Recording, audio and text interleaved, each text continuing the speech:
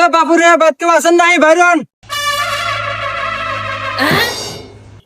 কেন রে বাপুরে, তুমি চিনলাম না। আঙ্কেল, আপনি তো মুরব্বী মানুষ, আপনি আমাকে চিনবেন না। আমি একটা প্রাইভেট কোম্পানি থেকে আসছিলাম। হ্যাঁ, কোম্পানি? এ গাদা সোহেল, এ তার একটা চেয়ার নেই, এ দেখ কোম্পানির লোক আছে, বসবে দে। এ যা বসিয়া দিতে বসবে দে।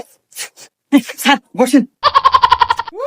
এ গাদা, এই তো দেহে মনে হইতেছে বাপ সবচেয়ে সরকারি অনেক বড় অফিসার। শোন, আমাকে মনে হয় অনুদান দিবে যাচ্ছে, কথাবার্তা এইভাবেই অনেক কথা কই। আচ্ছা আচ্ছা।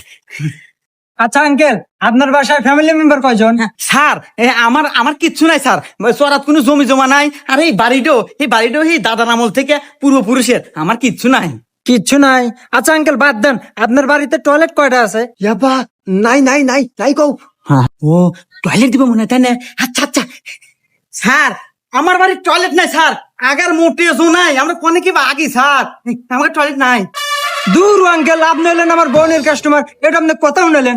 এত বড় বাড়ি দিয়ে আমি ভাবছি টয়লেট বেশি, গু বেশি। আপনার গু সাফ করলেই তো আমার এ মাসের খোরাক উঠে গেলানি। আমার আর চিন্তা করেন নিলেন না।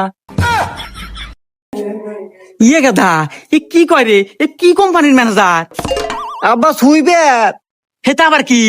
আরে আব্বা গু সাফ করে। ছি, এই জন্য তোকে গন্ধ বাড়াই কা? হাই বটন, হাই জেন নিয়ে যাস, ইয়াডই একবার স্যার। হাই চল জানেন যে কাপড়, হ্যাঁ?